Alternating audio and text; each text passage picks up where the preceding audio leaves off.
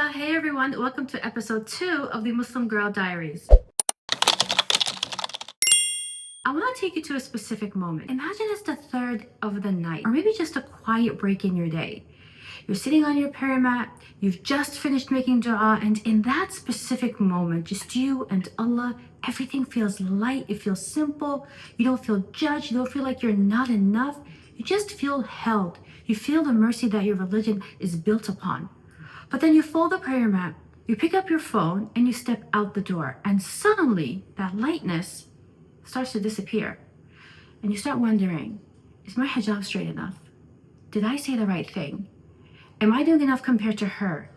And just that shift from the peace of the prayer mat to the pressure of the world is what I want to talk about today. It brings me to a question that I think a lot of us carry quietly. Why does being a good Muslim woman feel so exhausting at times? It's not because the religion is hard, it's because we've confused the expectations of people with the mercy of Allah. No matter how hard you try, no matter what you improve, it feels like you're still falling short. Spiritually, emotionally, socially, and sometimes it doesn't even feel like you're trying to please Allah anymore. It feels like you're just trying to survive expectations. Now, if you've ever felt that way, you're not alone. This is the second episode of season 1, and this season is about identity, faith, and pressure, especially as Muslim women. It's not a podcast where I'm going to lecture you. I'm not here to tell you what you're doing wrong, and I'm definitely not here to pretend that faith is easy all the time. This is a space for honesty, because a lot of us love God. Now, somewhere along the way, an image of the perfect Muslim woman was created. She prays on time, she never struggles, she's modest, confident but not too confident, soft but strong, practicing but not extreme, patient, quiet, grateful, married, balanced, the whole shebang. And somehow she does all of this without burning out. Now, most of us don't look like that. And when we don't, we assume that something is wrong with us. But see, that's where things go wrong. Religion is about mercy, not self-destruction. It isn't hard. It's simple. If you wear the hijab, you're visible. Every single mistake just somehow feels louder. Every flaw feels judged. You're expected to represent Islam perfectly, even though you're human. And if you don't wear the hijab, the guilt can be just as heavy. You feel like you're being watched, measured, compared, like your faith is constantly being evaluated. Yes, hijab is wajib. No one denies that. But you're working towards pulling yourself closer to God. It's just as important. The relationship you build with the hijab is so vital because that's where your consistency will come through. I'm wearing this covering not to please the people. I'm wearing it because it's defining me. It's representing the person I am. I'm confident and wholeheartedly embracing this part of my religion because it's a built relationship and connection between me and my Lord, not to please people, and certainly not because I'm doing it for the moment. If I choose not to be true to myself in that sense, then it becomes a burnout, a burden, too difficult. I can't continue with it. Social media kind of made this worse. You see women who seem more practicing, more consistent, more put together, and then instead of feeling inspired, you feel small, but you don't know their private struggles, but you compare their highlighted reels to your real life.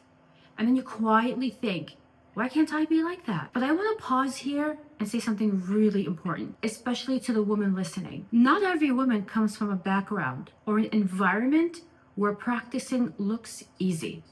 Not every woman was raised in a space where hijab, modesty, or religious consistency felt supported, safe, or even possible. Hijab is honorable. Hijab is beautiful.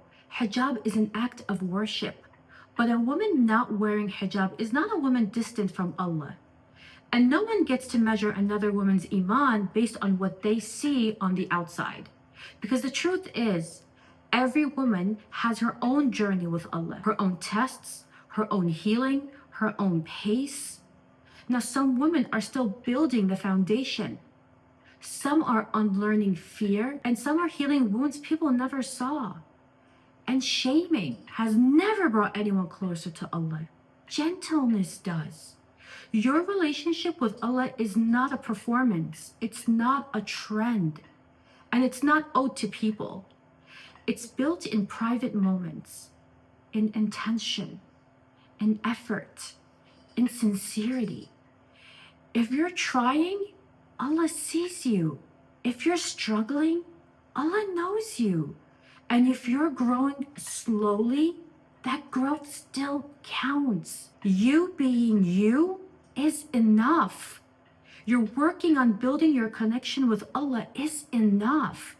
Take it one step at a time, and you will get to a position where your relationship with God will be deep. Then there's the topic of marriage. For some Muslim women, marriage becomes a measure of worth. If you're married, you're expected to be grateful. If you're not, you're kind of questioned. And either way, it feels like you're behind. Behind in life, behind in faith, behind in purpose. Listen, marriage is a process for life. And yes, it is a beautiful step. One where you experience a different taste of life itself. But you are what defines a marriage. Your self-worth never has to do with the timeline of marriage. You're not behind if you find yourself getting older and not married. When you reach adulthood and beyond, it can be a beautiful next step to bond with a significant other, to be blessed with children, and to create a safe and healthy home where you can flourish. And this is the part we don't talk about enough. At some point, we stop asking, what does Allah want from me? And we start asking, what will people think? This shift is subtle, but it's very dangerous.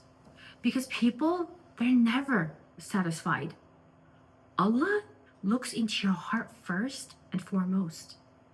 People tend to look at you and judge you externally. The inside, that comes later. I don't believe Allah created worship to crush us. He didn't. I don't believe He wanted us to feel disconnected from Him. But culture, comparison, and expectations just got mixed into with faith. And instead of feeling close to Allah, we start feeling overwhelmed. But that isn't Islam at all. That isn't Islam. Build your relationship with God far away from people's judgments. Maybe faith was never meant to look perfect, but it was meant to be sincere. If this episode felt personal, that's because it is. Be gentle with yourself. You're not failing, you're human, and Allah knows your heart. Thank you for listening. Assalamu alaikum. See you next time.